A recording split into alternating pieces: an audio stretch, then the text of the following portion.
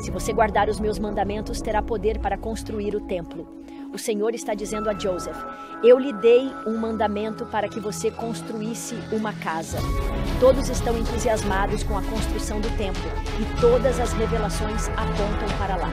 Não se trata apenas de construir um prédio, mas de nos prepararmos para entrar na presença do Senhor. Quero lhes dar uma investidura de pleno poder. Sem as ordenanças do sacerdócio de Melquisedeque, você não está investido de poder. E se você não for dotado desse poder, não poderá recuperar a presença de Deus e permanecer nele. Para mim, isso se aplica muito bem a nós em 2025. Eu fui criado para dotá-lo de poder do alto. Pelo amor de Deus, construa o templo.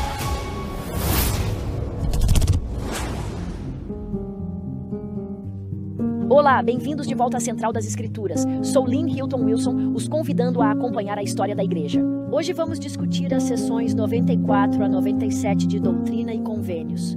Vou me concentrar nas perguntas que têm a ver com o templo, a preparação do templo e o início da construção durante esse período. Estamos falando de maio a agosto de 1833.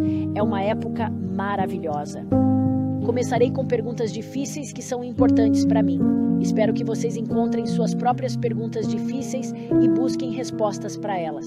Em seguida, farei uma pequena linha do tempo antes de convidar Stephen Harper para se juntar a nós. Stephen Harper é um dos melhores acadêmicos de história da igreja que temos atualmente.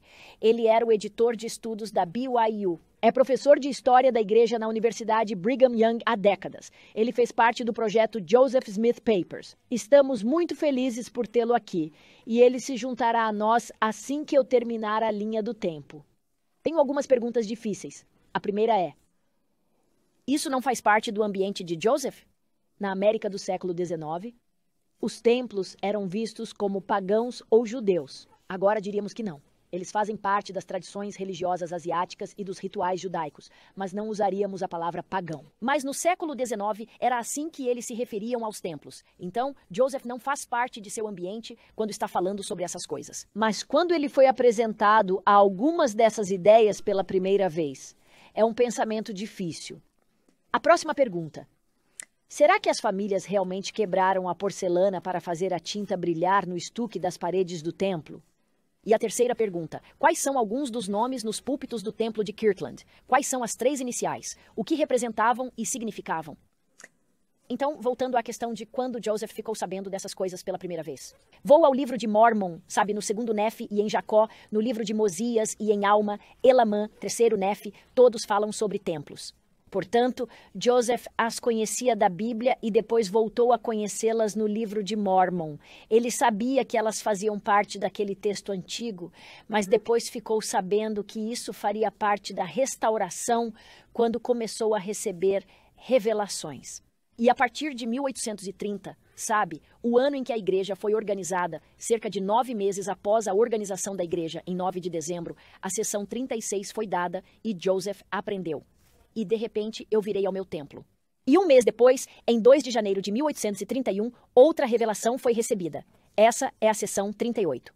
E o Senhor lhe disse: vos dei o mandamento de que fosseis para o raio, e lá sereis investidos de poder do alto.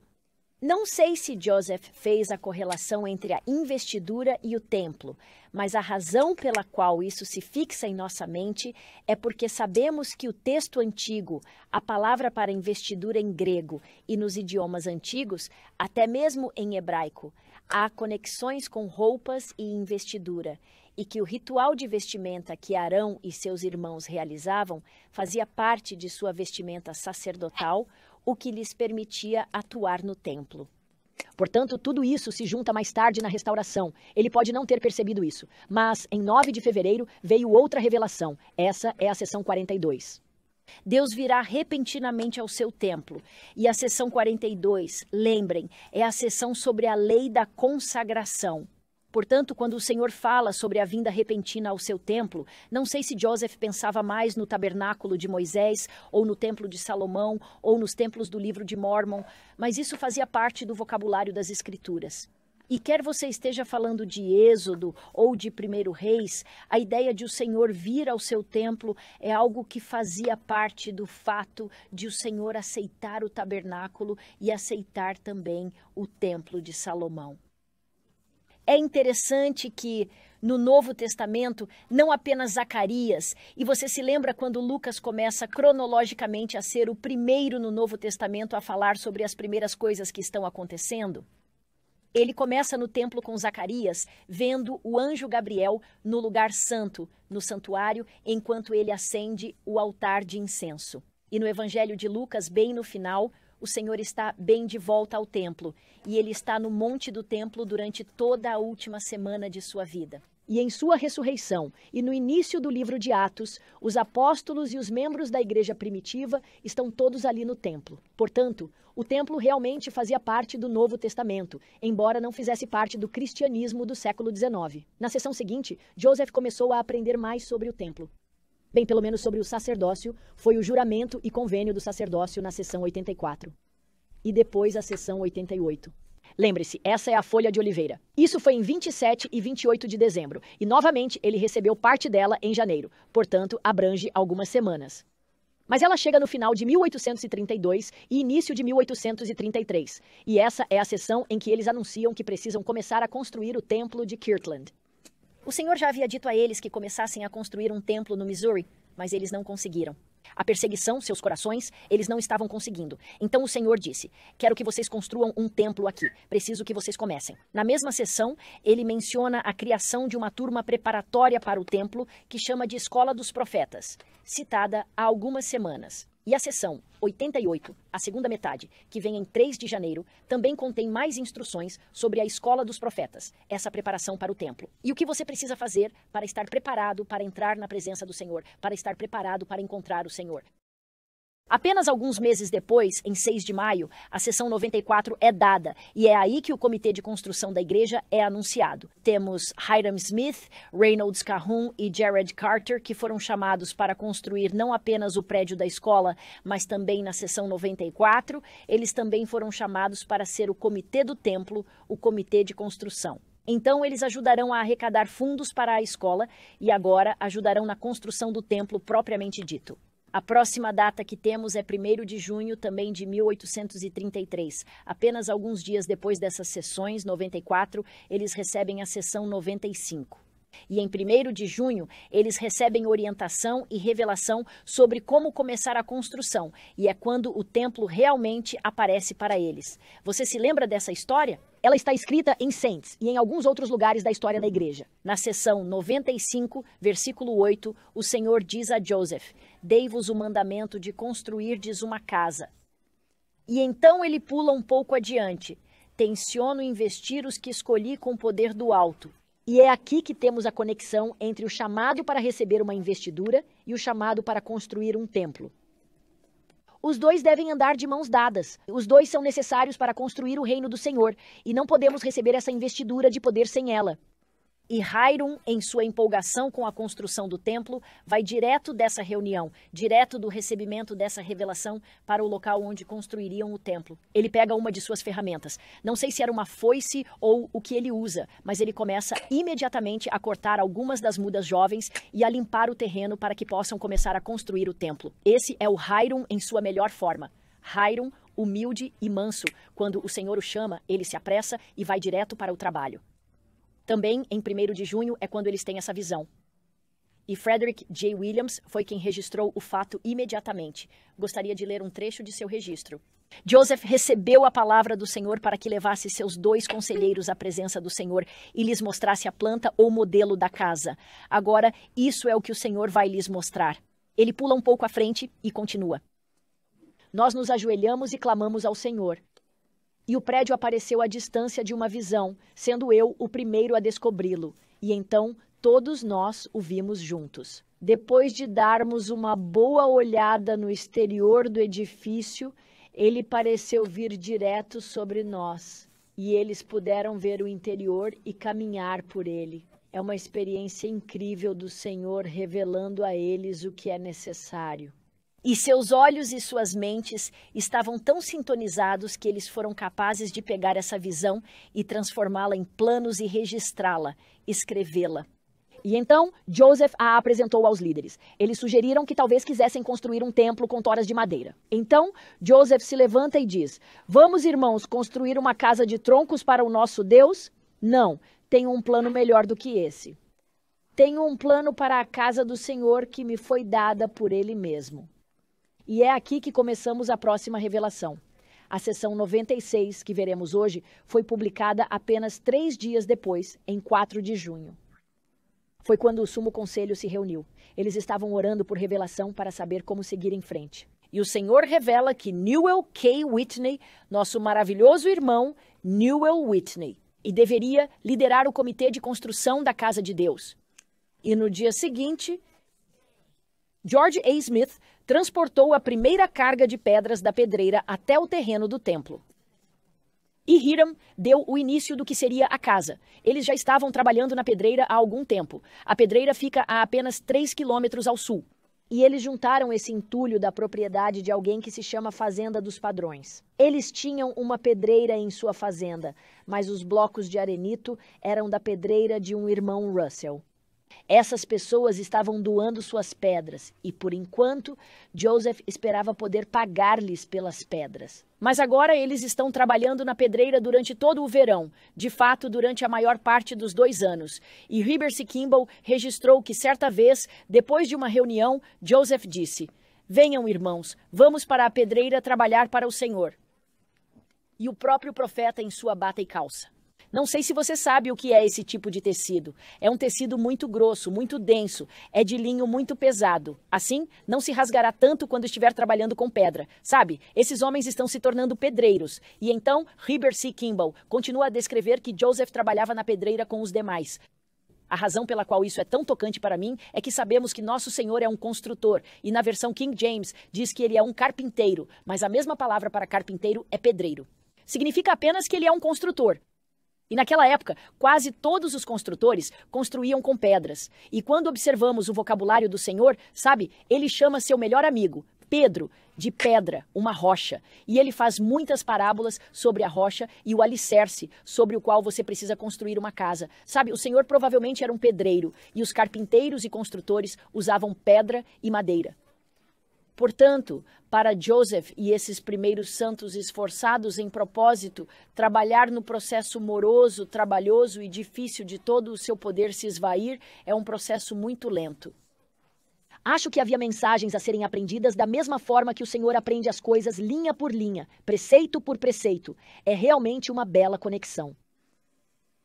Bem, em 23 de julho, apenas 6 ou 8 semanas após essas revelações serem feitas, as pedras fundamentais estão prontas. O alicerce aqui já foi preparado e agora tínhamos 24 élderes organizados por Joseph, 6 em cada um dos 4 cantos. E em meu folheto, que deve ser anexado aqui, bem como em meus slides, tenho a lista de todos os 24. São pessoas maravilhosas, e isso foi antes da organização dos 12 apóstolos. São pessoas simplesmente fantásticas. O pai de Joseph, a primeira presidência, os irmãos de Joseph e muitos dos grandes homens que aprendemos a apreciar e admirar por seus grandes sacrifícios, como Orson Hyde. E o tio de Joseph, John Smith, está lá.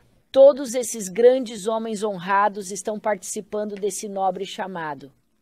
E alguns dias depois, em 2 de agosto, temos a sessão 97. É lá que eles recebem instruções para construir o templo em Sião. O Senhor diz: comecem a trabalhar nessas coisas. Agora, preciso fazer uma pausa de 1 minuto e perguntar: vocês acham que eles estavam negligenciando isso? Vocês não acham que eles estavam sempre tentando?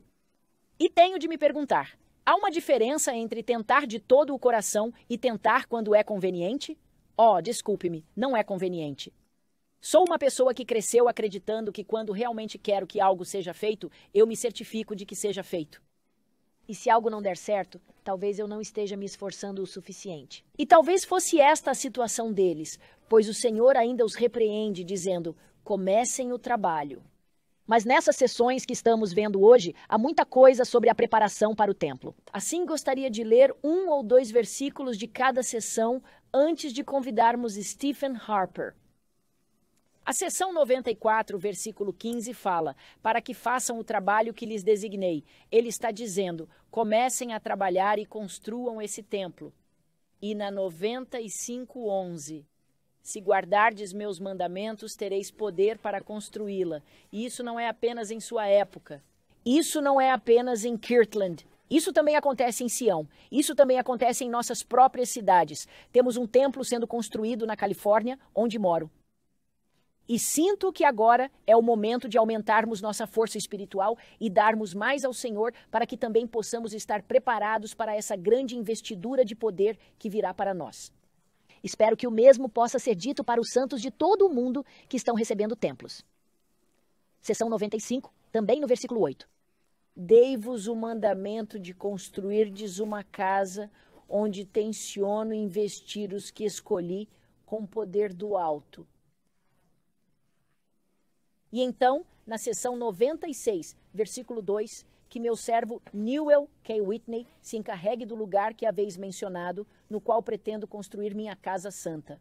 Sabe, em cada uma dessas coisas, todos estão entusiasmados com a construção do templo e todas as revelações apontam para lá. Amei ler as memórias de Lucy Mack Smith sobre isso e você pode lê-las nos Joseph Smith Papers. Também pode ler no livro de Lucy e as encontra em muitos lugares diferentes. Mas a mãe de Joseph registrou que havia apenas uma fonte principal para todos os nossos pensamentos e ações, que era a construção da casa do Senhor. Durante o verão, todos se concentraram e as mulheres começaram a ajudar imediatamente. E elas continuaram a ajudar de várias maneiras, montando os bois, os conduzindo, costurando camisas e véus, e tenho apenas um belo registro de um diário de 29 de fevereiro de 1836. Esta tarde, as irmãs se reuniram novamente na capela para trabalhar no templo. E eu, referindo-me a Joseph Smith, este é o registro de Joseph, fiz alguns comentários do púlpito sobre o surgimento e o progresso da Igreja de Cristo dos Santos dos últimos dias. E pronunciei a bênção sobre as irmãs por sua liberalidade e por prestarem seus serviços com alegria, e para fazer o véu para a casa do Senhor. Essas irmãs se sacrificaram muitas vezes. Mas voltando à época em que essas revelações foram dadas, elas foram dadas no verão de 1833. Naquele outono, em outubro, já estávamos sofrendo uma perseguição tão terrível que precisávamos ter pessoas de guarda. De fato, temos o registro no diário de Ira Ames, um recém-convertido à igreja que acabara de chegar a Kirtland, em que ele diz: desde que cheguei a Kirtland, tenho ficado de guarda à noite por causa da multidão e das perseguições que sofremos. Joseph também registrou que devemos ter todas as coisas preparadas e convocar nossa assembleia solene conforme o Senhor nos ordenou, para que possamos realizar a grande obra que é feita à maneira de Deus. Joseph percebeu que haveria perseguição, mas se formos justos, se estivermos nos preparando espiritualmente, o Senhor providenciará para nós. E foi muito difícil. Parte da perseguição era que as serrarias locais não permitiam que eles comprassem a serra, não permitiam que eles comprassem a madeira. Então Joseph disse: temos que construir nossa própria serraria. E eles começaram a aprender a fazer esse tipo de coisa. E os santos tiveram o mesmo problema com a comida. Os vizinhos do moinho de grãos local tentaram matar os santos de fome. Então eles disseram: vocês não estão comprando nosso trigo. Aí no início, eles foram até as cidades vizinhas para comprar comida. Mas depois adquiriram seus próprios moinhos de grãos e puderam moer sua própria farinha e fazer seu próprio pão. E se tornaram muito mais independentes. Sabe, às vezes nossos desafios e provações nos tornam mais bem preparados para o futuro. Então, na seção 105, em 22 de junho de 1834, o Senhor ensinou para os santos: é conveniente para mim que os primeiros élderes de minha igreja recebam sua investidura do alto em minha casa. Bem, em julho de 1835, o telhado foi concluído. Não sei se vocês se lembram, mas eles o pintaram de vermelho. O telhado era vermelho e as portas da frente foram pintadas de verde brilhante, um lindo verde Kelly, e as paredes eram de um belo estuque. E eu mencionei a pergunta no início sobre se realmente havia porcelana lá dentro. Sim, os arqueólogos que desmontaram o estuque original encontraram pedaços de porcelana. Mas a história que diz que as mulheres pegaram a porcelana boa e a quebraram é apenas uma especulação. Os arqueólogos, incluindo Mark Staker, que tivemos aqui em nosso maravilhoso programa conosco, e que também faz muitos de seus próprios trabalhos, Mark Staker disse que não. Encontramos fossas de lixo que também tinham cerâmica lascada.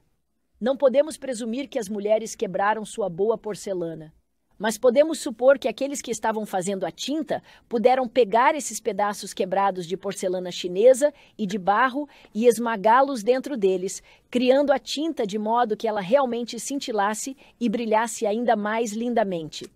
O trabalho na parte interna do templo continuou durante o resto do ano. E os belíssimos 36 púlpitos que eles têm, 9 em cada extremidade em ambos os andares, foram feitos de forma primorosa. Mas eles têm essas pequenas e interessantes abreviações de 3 ou 4 letras. Não sabemos ao certo o que são, mas alguns historiadores fizeram suas melhores suposições, e eu gostaria de lê-las para vocês. Elas estão novamente em meus slides e em minhas apostilas. PQE significa Presidência do Quórum de Élderes. PQSS provavelmente significava Presidência do Quórum dos Sumos Sacerdotes. PQS pode ser Presidência do Quórum dos 70.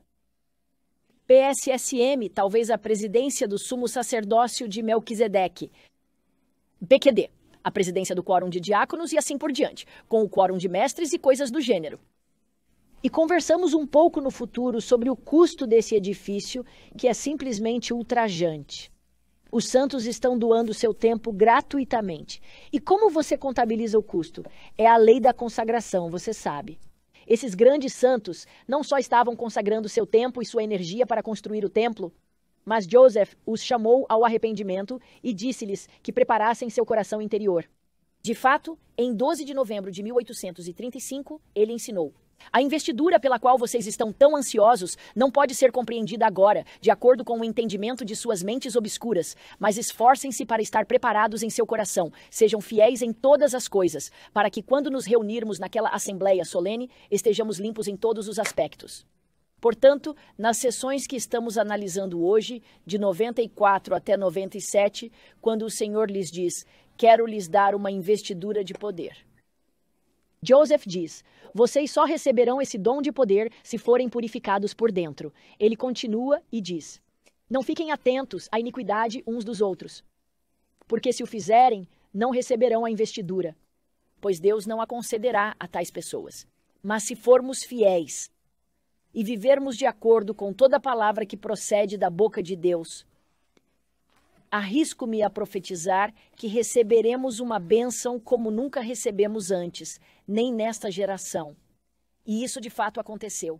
E acredito que isso pode acontecer conosco também, porque Joseph profetizou que todos os que estiverem preparados e forem suficientemente puros permanecerão na presença do Salvador, e nós o veremos. Portanto, todo o propósito da construção deste templo é aprender como chegar à presença de Deus. E se nos prepararmos, também receberemos essa bênção em algum momento de nossa vida. E à medida que os santos se purificavam, mais pessoas eram atraídas para a igreja e a perseguição aumentava, você sabe, a oposição e todas as coisas estavam lá. Mas como lemos em alguns desses diários, vou ler este de Benjamin Brown. A obra do Senhor está aumentando diariamente. Houve de 1 a 10 batismos realizados todos os dias no decorrer desta e outras semanas. Alguns dos presbíteros saíram e, em alguns dias, batizaram 16, outros 5. Então, as pessoas estavam sendo atraídas. Essa é a nossa linha do tempo da preparação desse maravilhoso templo de Kirtland. E agora, para falar sobre essas sessões maravilhosas, de 94 a 97, convidei Stephen Harper. Bem-vindo, Steve. Estou muito feliz por você estar aqui. Obrigado, Line. Agradeço. Você encontra o Salvador toda vez que vai à casa do Senhor. E se você tivesse me dito isso em 1989, no verão, quando fui receber minha investidura, eu teria dito: onde ele estava? Eu não o vi em lugar algum. E agora, é claro, eu amadureci e a investidura foi traduzida de uma forma para as pessoas modernas. Ela se origina em um antigo contexto do Oriente Próximo, onde você pode dizer às pessoas que o Salvador é o véu. Você não precisa nem dizer a eles: o Salvador é o altar, o Salvador está nos símbolos e assim por diante. E eles entendem isso. Eles pensam de forma tipológica. Eles entendem as coisas de maneiras diferentes das nossas. Eles não pensam necessariamente em ordem histórica como nós pensamos. Portanto, uma pessoa com suposições e entendimentos modernos tem muita dificuldade em ver Cristo na frente e no centro na investidura do templo. Portanto, os profetas não me disseram que foi por isso que os ajustes foram feitos, mas o que vejo em alguns dos ajustes mais recentes é uma ênfase em ajudar uma pessoa moderna a ver o que sempre esteve lá, mas não estava claro para uma pessoa moderna, ou seja, que Jesus Cristo é o centro, o coração do plano, certo? E o convênio do Pai é enviar Cristo para nos trazer de volta à sua presença eterna e celestial. Nos termos e condições de nossa disposição no convênio. Portanto, isso também é verdade na casa do Senhor em Kirtland, Ohio. Lá, a experiência é centralizada em Cristo. E culmina com a presença de Cristo. Portanto, poderíamos dizer que no templo, entramos simbolicamente e ritualmente na presença de Cristo. Isso acontece todas as vezes. Poderíamos dizer também que, às vezes, você literalmente entra na presença real de Cristo, e isso raramente acontece. Mas quando você a recebe como uma casa de revelação, espero que isso aconteça semanalmente ou mensalmente ou com a maior frequência possível. O que podemos dizer também é que tudo isso é como um teste. Estamos sempre nos preparando para entrar na presença literal do Pai e do Filho. E nossa frequência ao templo serve para nos ensinar como fazer isso. E isso é tanto. Você sabe, disposicionalmente e proposicionalmente. É ambos. Baseia-se, em outras palavras, no que estamos nos tornando. Estamos nos tornando santificados e prontos para entrar em sua presença. A revelação, que diz aos santos para construírem o templo, diz que não se trata apenas de construir um prédio. Na verdade, estamos nos preparando para entrar em sua presença. Portanto, enquanto constroem o edifício, santifiquem-se, para poderem entrar na presença do Senhor. Vamos voltar um pouco na história, porque para mim, essa é uma das principais diferenças. Eles estavam sacrificando tudo, um de cada 7 dias, seu dinheiro, seu tempo, suas energias para esse edifício. Eles fizeram sacrifícios enormes, e agora eu tenho que sacrificar algumas horas. Você pode resumir o templo nessa frase, certo? O templo serve para nos preparar para retornar à presença do Senhor. É um lugar para receber uma investidura de poder. Seção 29, melhor dizendo, de doutrina e convênios. O Senhor diz: onde eu estou, eles não podem vir, pois não têm poder. Dizendo-nos que precisamos de uma investidura de poder divino para recuperar a presença de Deus e viver lá. E Joseph usa a palavra poder de Deus com frequência com o título de sacerdócio. E sob esse guarda-chuva é para homens e mulheres, jovens e idosos. E isso é uma coisa linda pela qual podemos nos esforçar. Sim, desde o início, essa é uma investidura do poder do sacerdócio. O que é uma maneira redundante de dizer isso, que é para todos os filhos de Deus que o desejarem, certo? Que o desejem, certo? A comissão restaurada é levar essas boas novas e contar a todos neste planeta, e todos no mundo espiritual, que também aprendemos na preparação para o templo. E assim, essa é uma investidura que Deus deseja para todos os seus filhos. Agora, nem todos os filhos de Deus a querem, ou deveríamos dizer que nem todos os filhos de Deus querem essa investidura. A questão para nós é: queremos? Será que eu quero receber esse poder? E se eu quiser, vou me preparar, vou me qualificar para as bênçãos do templo. E então farei os convênios do templo. E então serei verdadeiro e fiel a esses convênios. E isso não significa ser perfeito. O convênio é obedecer à lei do Evangelho, ou seja, ter fé em Cristo, arrepender-me de meus pecados. E continuar renovando esses convênios à medida que eu crescer, em direção à presença de Deus. Esses convênios são mediados por Cristo. Portanto, não preciso ser perfeito. Tenho de ser fiel ao convênio. É isso que se espera de mim. O que me surpreende é que ao longo de toda a história do mundo, as únicas pessoas que puderam trabalhar no templo ou entrar na presença do Senhor foram alguns poucos selecionados. Muitas vezes, o sacerdócio era concedido ao primogênito do sexo masculino até a época de Abraão, Isaque e Jacó. Na verdade, não é o primogênito. É o mais justo porque, obviamente, muitas vezes é o segundo filho. Mas, sim, Vivemos em uma época em que todos somos chamados para nos tornarmos sacerdotes e sacerdotisas. Somos todos convidados para a ceia do Senhor, o grande banquete. Somos todos convidados a entrar em sua presença no grande dia do casamento, que acredito ser simbolicamente a vinda do Senhor. E, no entanto, temos de ser dotados de seu poder para sobreviver às provações do último dia. Para mim, isso se aplica muito bem a nós em 2025. Porque cada membro da igreja é convidado a se tornar um sacerdote e uma sacerdotisa para aprender a entrar em sua presença. Gostei de seu argumento. Isso é tão antigo quanto as partes mais antigas do Antigo Testamento, e é tão novo e presente quanto os ensinamentos mais recentes do presidente Nelson, certo? Há uma continuidade desse templo. Consciência e centralização no templo, e Cristo é o centro do templo. Essa é a maneira como Deus tem operado. E os convênios são o meio aqui, certo? Isso é verdade desde o início até o fim, tá aí. O templo nos ensina essas coisas. Isso é consistente. Você pode dizer que isso está fora de lugar na América de 1830. Sim, está. É estranho aquela cultura.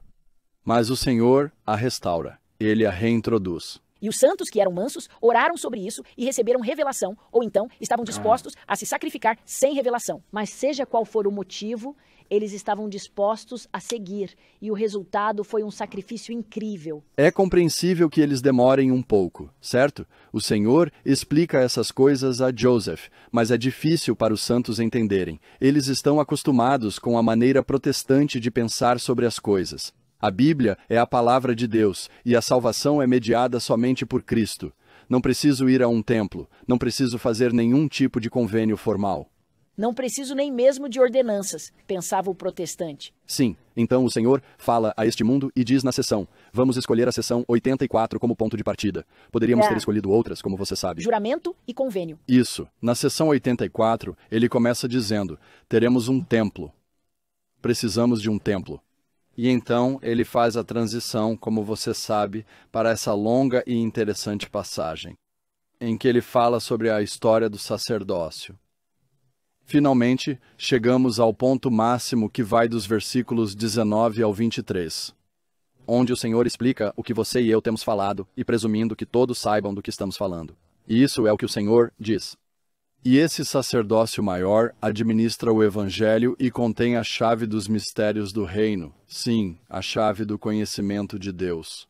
Agora não sei ao certo como ler isso. Isso significa a chave para o que Deus conhece, ou a chave para conhecer Deus, que, como diz o Salvador, é a vida eterna. Oh, que é lindo. Ou não precisa ser uma coisa ou outra. Ainda estou querendo saber o que essa escritura significa. Seja qual for o significado, é muito legal. É poderoso. O sacerdócio de Melquisedeque tem a chave para conhecer Deus. Poderíamos dizer que para recuperar a presença de Deus, para conhecê-lo no sentido mais íntimo e pessoal. Então o Senhor diz: e sem as ordenanças do sacerdócio de Melquisedeque, você não está investido de poder. E se você não estiver investido desse poder, você não pode recuperar a presença de Deus e permanecer nela. Essa é a justificativa revelada de por que você precisa de uma investidura. Joseph Smith, alguns anos depois, disse: irmãos, vocês precisam de uma investidura. Deixem-me explicar isso novamente. É absolutamente essencial que vocês se qualifiquem e recebam a investidura. Ele está se baseando no que o Senhor lhe revelou, mas tem dificuldade para explicar isso aos santos dos últimos dias, e isso é compreensível. Só se passaram alguns anos. Quero dizer, eles são todos recém-conversos. E eu fico pensando que eles fizeram tudo isso em um período de 5 anos. Então, mesmo que Joseph seja um pouco impaciente, e eu sou bastante impaciente comigo mesma, e todos nós gostaríamos de dominar comportamentos egocêntricos. Mas o Senhor trabalhou com eles linha após linha. Ele os trouxe consigo, não foi? E quando você mencionou que Cristo estava tentando focalizá-los, o templo estava em Cristo. Você se lembra que no Novo Testamento ele diz: destruam este templo. É claro que ele é o centro. Ele diz que tudo gira em torno e ao redor desse templo. Tudo gira em torno dele, e eu o levantarei, e ele nos levantará. Portanto, como você sabe, na sessão 84, uma vez que o Senhor explicou que você precisa de uma investidura para recuperar a presença de Deus, a única maneira de obter essa investidura do poder de Deus é por meio das ordenanças do sacerdócio de Melquisedeque. A piedade é manifesta. Sim. Isso não é lindo? É lindo. E sem isso, sem esse poder, você não pode estar onde Deus está e fazer o que Deus faz. Portanto, Ele quer nos dar o poder. Ele está distribuindo esse poder em sua plenitude para todos que estiverem dispostos a receber. A palavra-chave é receber. Como você mencionou, o juramento do convênio, o sacerdócio, a palavra ali é receber. Todos aqueles que recebem esse sacerdócio, recebem esses sacerdócios. E lembrem, é homem e mulher, muito importante. Essa não é uma revelação sobre ser ordenado a um ofício do sacerdócio. Não. É uma revelação sobre ser investido com o poder do sacerdócio. Poder que é masculino e feminino. Certo. Essa é a investidura de que todos precisam, não importa quem sejam, para recuperar a presença de seus pais celestiais. Esse é o poder de seus pais celestiais, e eles estão dando esse poder a qualquer pessoa que esteja disposta a recebê-lo e convidando-a a voltar à sua presença e com ela desfrutar da vida eterna e da exaltação. O Senhor então explica isso na seção 84 e depois explica: ensinei isso claramente a Moisés. Ele entendeu isso. Ele tentou dar isso aos antigos israelitas. Eles não queriam isso. Eles não queriam a plenitude. Então o Senhor diz: então, em minha ira, decidi dar a eles o que estavam dispostos a receber. Isso mesmo. Eu lhes dei partes. Eu lhes dei partes e os convidei a chegar à plenitude. Que os estudiosos do Antigo Testamento, quer acreditem na restauração ou não, reconhecem que quando se fala do descanso de Deus, está se falando do templo celestial. A seção 84 diz que entrar no descanso é entrar na exaltação. Sim, e as pessoas familiarizadas com o livro de Mórmon perceberão que é sobre isso que Alma está falando em Alma 12. Ele continua dizendo a palavra descanso, descanso, descanso, descanso. E então vem a seção 84 da doutrina, que define isso. O descanso de Deus, que é a plenitude da minha glória. Bem, agora estamos nos referindo aos termos do templo, e precisamos nos prender a esses termos. Essa palavra, plenitude, começa a aparecer nas páginas de doutrina e convênios, por volta da metade, na seção 76, e começamos a ver tudo isso. E plenitude é a quantidade do que Deus está distribuindo. E o que Ele está distribuindo aqui é simplesmente a glória. E as seções 88 e 93 nos dão vários sinônimos para essa coisa. Glória, glória, poder. É a investidura de poder. É vida, é luz, é a verdade, é inteligência. Portanto, ele usa todos os tipos de termos para descrever essas coisas, e é com isso que ele quer nos dotar. Ele quer nos dar um presente disso, até que tenhamos tudo isso. E na dedicação do templo de Kirtland, ele usa o termo infinidade de plenitude, ajudando-nos a entender, creio eu, que se Lynn tem toda a plenitude de Deus, e Steve tem toda a sua plenitude, ele não é diminuído. Não é uma pizza. Pelo que entendo de Moisés 139, sua glória aumenta quando ele a compartilha. Por algum cálculo espetacular que Deus conhece e que eu ainda não tenho a menor ideia, esse material tem propriedades muito, muito legais. Compartilhe e as suas bênçãos virão. Sinto que isso se aplica a todos nós. É para isso que serve o templo. E talvez fiquemos presos ao caráter terrestre do templo, ao fato de ele estar fundamentado nesta terra, certo? É um edifício. É feito de concreto, terra, tijolos e vidro. Sim, mas você está perdendo o objetivo se ficar preso ali. Você está perdendo o que ele aponta, certo? Portanto, não queremos chegar a uma situação em que sejamos tão duros, tão cabeça dura, de coração duro ou de mente dura como os antigos israelitas. Não somos necessariamente melhores do que eles. Não nos desenvolvemos mais rapidamente do que eles. Quando o Senhor disse, eu o dei a Moisés, e ele o ofereceu em sua plenitude a eles, e eles não o quiseram. Moisés, vá em frente. Nós não queremos subir o monte. Estamos com muito medo. Vá você por nós, Moisés. E assim, eles não conseguiram. E então, Paulo diz, no livro de Hebreus, que o Senhor está nos pedindo novamente para subir o monte. E ainda não estamos fazendo isso. E agora, na restauração, a mesma coisa está acontecendo. O Senhor está dizendo, por favor, subam a montanha da fé e entrem em minha presença. E os santos, então? No tempo de Moisés, no tempo de Paulo e no tempo de José, demoraram a entender essa dispensação de plenitude. E nós também demoramos a entender. E ainda temos um profeta paciente que também é urgente. Certo? O presidente Nelson tem sido bastante claro. Templo, certo? Ele fez algumas promessas lindas e específicas sobre o templo. Vocês encontrarão o Salvador. E ele nos ensinou, e sei disso por experiência própria, que se você tiver dificuldades com o templo, vá mais, não menos. Vá mais vezes, não menos, e você o encontrará. O Salvador está no templo, e você descobrirá que está em casa no templo. Isso foi comprovado em minhas próprias experiências, e eu incentivo. E que qualquer outra pessoa que talvez esteja tendo essas mesmas dificuldades coloque as promessas proféticas do presidente Nelson à prova. Acredito que eles encontrarão os mesmos resultados. Então, não é uma surpresa, em outras palavras, se os santos antigos, os santos da época do meridiano e os santos dos últimos dias lutam para entender do que se trata o templo. E também é verdade que os profetas estão constantemente nos dizendo que é isso que Deus está oferecendo. Esse é o coração do Evangelho. Venha participar dos convênios e ordenanças que lhe conferem poder e o conduzirão à vida eterna. E esse tipo de situação, no período de tempo, dá uma pequena amostra disso. Eles têm um gostinho disso apenas alguns meses antes da dedicação em janeiro, porque é aí que, cronologicamente, vai a sessão 137. E sinto que o Senhor lhes dá uma pequena janela para ver o que vai acontecer se eles se prepararem para isso. E sou muito grato por essa visão ter chegado a Joseph em nossa sessão 137, naquele período preparatório. Joseph entendeu, certo? Ele entende. Ele entende a sessão 84. Ele a compreende. E ele também está tentando fazer com que esse grupo de protestantes convertidos se junte a ele. E os protestantes não veem nenhuma necessidade de um templo.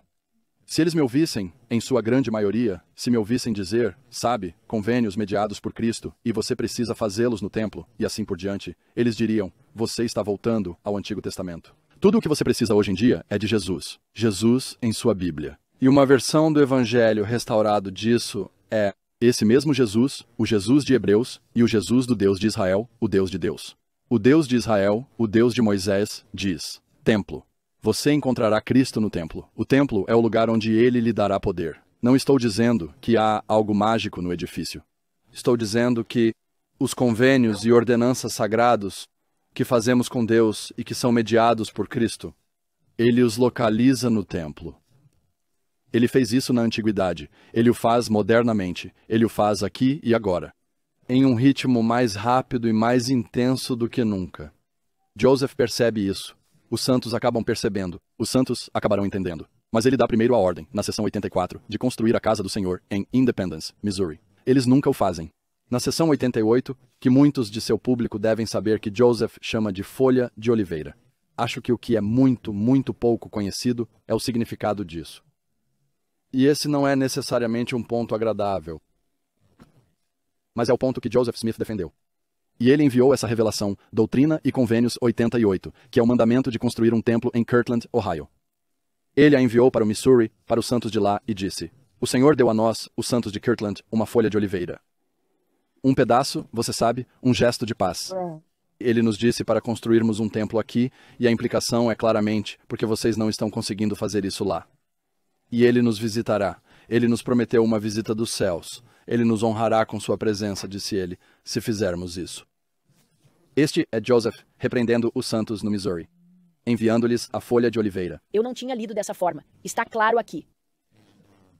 E essa é sua carta para eles. E ele deixa bem claro que está falando sério sobre isso. O Senhor está falando sério sobre a necessidade de um templo. E Joseph percebe isso. E então Joseph se esforça muito para fazer com que os santos percebam.